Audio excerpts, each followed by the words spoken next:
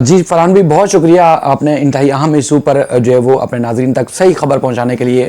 مجھے جو ہے وہ بات کرنے کا موقع دیا۔ دیکھیں فرحان بھائی، معاملہ یہ ہے کہ سپریم کورٹ تک بالآخر معاملہ گیا کیسے؟ کمرہ عدالت میں جو کچھ ہوا ساری تفصیلات میں آپ کے سامنے رکھتا ہوں، لیکن سپریم کورٹ تک یہ معاملہ کیسے گیا؟ اب خود اندازہ لگائیے کہ جو ہمارے ادارے ہیں، یعنی کہ پولیس سے لے کے نیچے ہر وہ ادارہ جس نے عوام کو تحفظ فراہم کرنا ہوتا ہے، عوام کو ریلیف دینا ہوتا ہے، اگر ان کے ساتھ ظلم و زیادتی ہوتی ہے، اگر وہ ریلیف فراہم کر دیا جائے موقع پر تو عدالتوں کے چکر ہی نہ کرنا پڑے، جو پاکستانی ہیں ان کو کاٹنا نہ پڑے۔ دوسرا،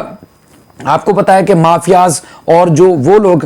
جو مختلف اپنے اچھے وقتوں میں جو ہے وہ مختلف لوگوں کو تعینات کرتے ہیں، عہدوں سے نوازتے ہیں، اور اس کے بعد پھر جب ان کے اوپر برا وقت آتا ہے تو پھر وہ ان کے اچھے وقتوں کی جو سرمایہ کاری ہے وہ برے وقتوں میں ان کے کام آتی ہے۔ لیکن مہدی علی کاظمی صاحب ایک عام شہری ہیں، اور ڈے ون سے ان کے ساتھ جو زیادتی ہوئی ہے، ان کے ساتھ جو ظلم ہوا ہے، ان کے خاندان کے ساتھ جو ظلم ہوا ہے، وہ ہر فورم پر وہ قانونی چارہ جوئی کر رہے ہیں۔ انہوں نے کوئی ایسا قدم نہیں اٹھایا جس سے لگ رہا ہو کہ وہ کوئی غیر قانونی کام یا غیر قانونی اقدام اٹھانے جا رہے ہیں، لیکن باہمت شخص سے ہم امید کرتے ہیں کہ ان کو انصاف ملے گا۔ دیکھیں سپریم کورٹ میں آج جتنے بھی کیسز لگے ہوئے تھے،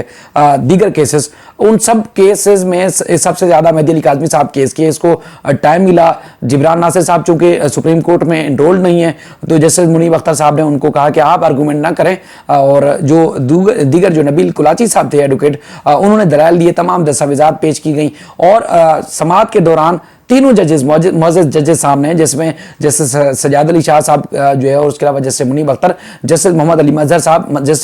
صاحب نے تو بہت زیادہ جو ہے وہ ان سے باتیں کی، یعنی کہ فقہ حنفیہ اور فقہ جعفریہ کے تحت ولی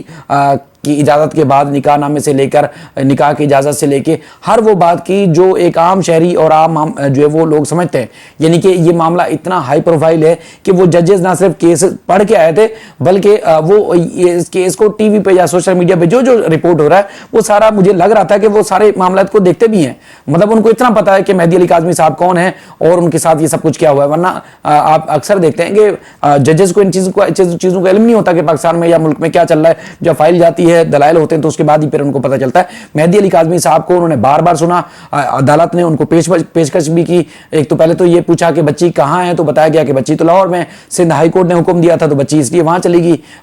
کیونکہ سندھ ہائی کورٹ نے تو یہ تو حکم نہیں دیا تھا نا کہ شوہر کے پاس چلی جائے۔ سندھ ہائی کورٹ نے کہا تھا کہ 17 سال اس کی میڈیکل رپورٹ کے مطابق اس کی عمر 17 سال ہے، اس لیے وہ جانا چاہے وہ چلی گئی، جہاں جانا چاہے وہ جا سکتی ہے، اس لیے وہ وہاں چلی گئی۔ تو اس کے بعد عدالت نے ان سے پوچھا مہدی علی کاظمی صاحب سے کہ کیا آپ کی ملاقات ہوئی تھی، تو انہوں نے کہا جی بالکل کورٹ روم میں ملاقات ہوئی تھی۔ تو اس کے بعد پھر کافی سارے پولیس والے تھے، تو اس لیے صحیح سے بات نہیں ہو پائی بچی سے۔ تو انہوں نے پھر جج صاحب نے کہا کہ نہیں چیمبر میں ہوئی تھی، یعنی کہ آپ یہ چیمبر والی بات جیسے سجاد علی شاہ صاحب نے کی، کہ اس کا مطلب یہ ہے کہ ججز اس سارے معاملے کو سمجھتے ہیں۔ جیسے سجاد علی شاہ صاحب نے کہا کہ معاملہ تو چیمبر میں ملاقات ہوئی تھی، انہوں نے کہا جی بالکل چیمبر میں ہوئی تھی، لیکن پولیس والے بہت زیادہ تھے۔ تو بہرحال مہدی علی کاظمی صاحب سے کہا کہ اگر ہم 2 گھنٹے 4 گھنٹے 6 گھنٹے یا پورا دن یا 24 گھنٹے بھی اگر آپ کی بیٹی سے اگر ملاقات کرا دی جائے، تو اس کے بعد اگر وہ تب بھی وہ بول دیتی ہے کہ وہ آپ کے پاس نہیں رہنا چاہتی، تو پھر کیا کریں گے؟ تو انہوں نے کہا جو میرے پاس قانونی اور عینی آپشن ہے وہ سارے استعمال کروں گا، کیونکہ بچی مائنر ہے، اور اس کے بعد میرے پاس ساری دستاویزات موجود ہیں۔ میڈیکل سرٹیفکیٹ کو ہم تسلیم نہیں کرتے، کیونکہ میڈیکل میں اندازوں کی بنیاد پر رپورٹ جاری کی گئی ہے، تو بچی کی عمر 14 سال ہے، تو اس لیے اس کو 14 سال سے یا 16 سال سے کم عمر بچے کو اگر کوئی بھی ورغلا کے لے جاتا ہے تو وہ اغوا کے زمرے میں آتا ہے۔ تو اس کے بعد پھر انہوں نے دیکھیں بہت ساری سوالات اٹھائے کہ ایک تو سندھ ہائی کورٹ کا جو حکم نامہ ہے اور جوڈیشل مجسٹریٹ کا جو حکم نامہ ہے، اس کے بعد آئینی اور قانونی طور پر آپشن کیا ہو سکتے ہیں۔ یہ لیٹیگیشنز اور یہ قانونی پیچیدگیاں جو ہیں، اب لوگ کہہ رہے ہیں نا کہ سپریم کورٹ نے جو وہ کیس نمٹا دیا، درخواست خارج کر دیا، ایسا ویسا کچھ نہیں ہے۔ تحریری حکم نامہ آنا سامنے ہے، اور اس کے بعد پھر ہمیں جو لگ رہا ہے وہاں دلائل سے بھی اور ججز کے ریمارکس سے بھی، اور اس کے بعد پھر چیمبر میں طویل ترین سماعت ہوئی، یعنی کہ چیمبر میں مہدی علی کاظمی صاحب ان کے وکلا کو پھر بلایا گیا۔ کورٹ میں سماعت کرنے کے بعد پہلے فیصلہ عدالت نے کہا کہ ہم محفوظ کر رہے ہیں، اس کو چیمبر میں سماعت ہوئی، چیمبر میں طویل ترین بات ہوئی۔ اب تک جب آپ اور میں گفتگو کر رہے ہیں تحریری حکم نامہ سامنے نہیں آیا، لیکن جو آپشن جو بند ہو گئے تھے سندھ ہائی کورٹ کا حکم نامہ سامنے آنے کے بعد، پولیس نے مقدمہ سی کلاس کرنے کی، یعنی کہ بند کرنے کی کوشش کی، سیکٹری صحت نے میڈیکل جو ہے وہ میڈیکل بورڈ تشکیل دینے سے انکار کر دیا تھا. اب وہ سارے آپشن کھل چکے ہیں. سپریم کورٹ کا حکم نامہ سامنے آنے کے بعد نہ صرف اسی کلاس کے خلاف جو کیس ہے اس کے اوپر جو ہے وہ آپشن کھل چکا ہے. گارڈین یعنی کہ بچی کی حوالگی کے لیے جو ڈسٹرکٹ کورٹ ہے اس میں گارڈین کورٹ کے اندر درخواست دائر کی جائے گی. اگر نکاح نامے کی تصدیق نہیں ہو سکی کہ جعلی ہے یا اصلی, اس کے خلاف بھی جو ہے وہ فیملی سول کورٹ میں کیس دائر کیا جا سکتا ہے. تو اب میرے ذرائع یہ بتاتے ہیں کہ بہت جلد جو ہے کہ آئینی درخواست دائر کی جائے گی, جس کو میڈیکل جو سرٹیفکیٹ تھا عمر کے تعین والا, اس کو سندھ ہائی کورٹ میں چیلنج کیا جائے گا, اور اس کے بعد پھر اگلے جو قانونی آپشن ہے وہ استعمال کیے جائیں گے. فیملی پر امید ہے اور ان کے وکلا بھی پر امید ہیں, کیس مضبوط ہے. چونکہ سپریم کورٹ میں یہ معاملہ ظاہر ہے وہ ہائی کورٹ کا فیصلہ آنے کے بعد ظاہر آپشن بند ہو گئے تھے. پولیس اور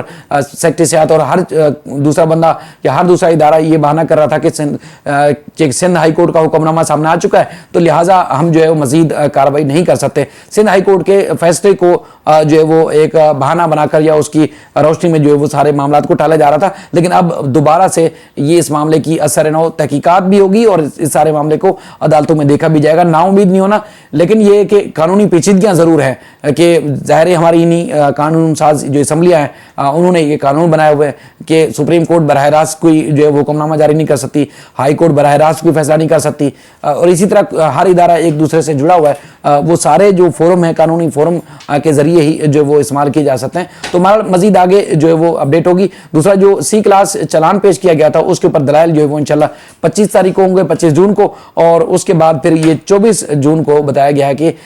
جو سپریم کورٹ نے آج دلائل سنے اس کا تحریری حکم نامہ سامنے آئے گا, تو اس کے بعد پھر مزید جو پیش رفت ہوگی وہ بھی جو آپ کے دیکھنے والے ہیں ان تک پہنچائیں گے.